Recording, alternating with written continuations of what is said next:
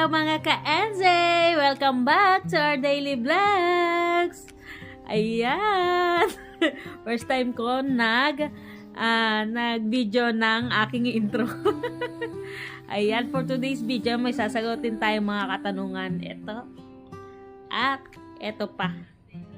Kaya ang vlog na ito ay sasagutin natin ang kanilang mga katanungan. Tandaan lang po, ito ay base sa aking research at sa mga nakikita kong sistema dito sa New Zealand. Kung may gusto kayong idagdag o itama, i-comment nyo lang po para sabay-sabay tayong matuto.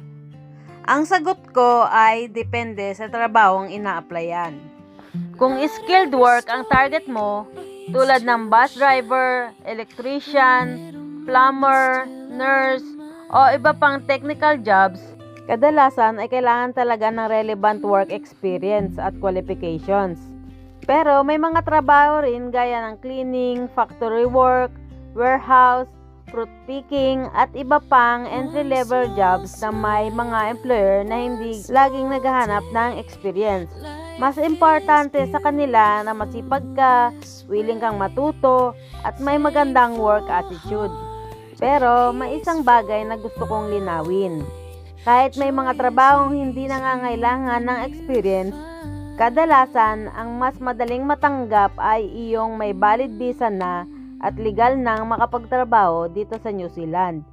Ibig sabihin, may work rights na sila at hindi na kailangan ng employer na magproseso ng visa nila.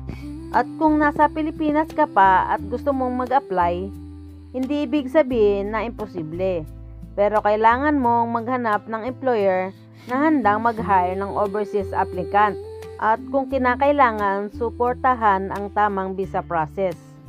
Kaya, bago gumastos o magbayad sa kahit kanino, siguraduhin mo ng legit ang employer o agency. Mag-research, magtanong, at huwag basta maniwala sa lahat ng napapanood sa social media. Sana nakatulong ang vlog na ito at sana sa susunod na comment mo ay nandito ka na sa New Zealand. Kung nagustuhan nyo ang vlog ko, don't forget to like, follow, and share.